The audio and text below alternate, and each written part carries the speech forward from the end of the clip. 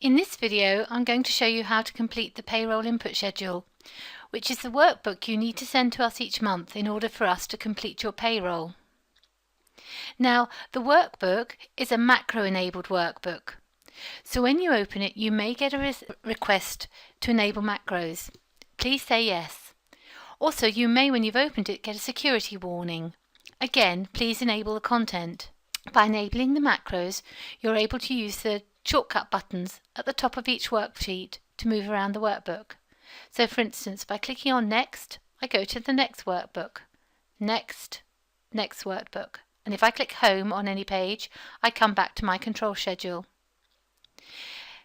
On the control schedule, down the left-hand side, you'll have a list of the employees you currently have. And there'll also be a hyperlink to their particular worksheet. So if we click on John Smith, it takes us to John Smith's worksheet. If I go back home, which is the control schedule, and click on Tom Brown, it takes me to the Tom Brown worksheet. Click on Home. Now when completing this for the month, you need to select the current month from the drop down up above. So in this instance, we're completing the workbook for August. If I click on John Smith, who's my first employee, the current month will be highlighted in pink.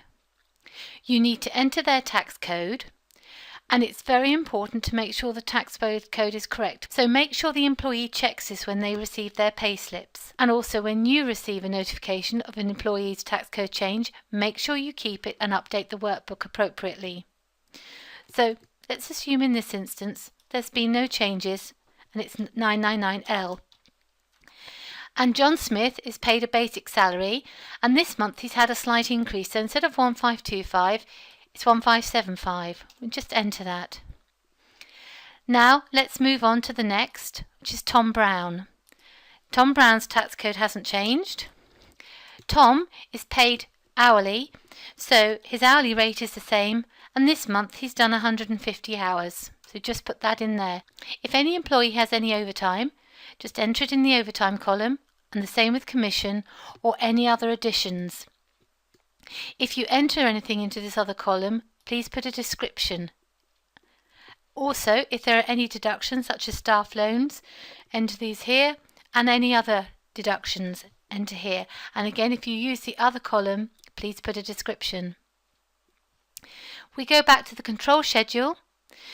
There's a nice report which shows you for the current month what each employee is being paid. It's a very nice check to make sure you're happy with the overall figures. And if you scroll over to the right, you'll see their total gross pay. We go back to the control schedule. If any employee has had any sick pay in the month, click on the sick pay box next to their name and select yes. You'll then need to go to the sick pay schedule. You'll have to put the employee's name in, the first day of their sickness, the last day of their sickness, and also whether you will pay anything additional to statutory sick pay. Then go back to the control schedule.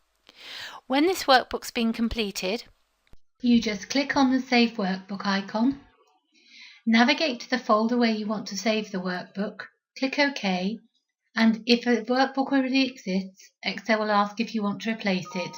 If you do, just say yes. And that's the workbook finished, ready to send.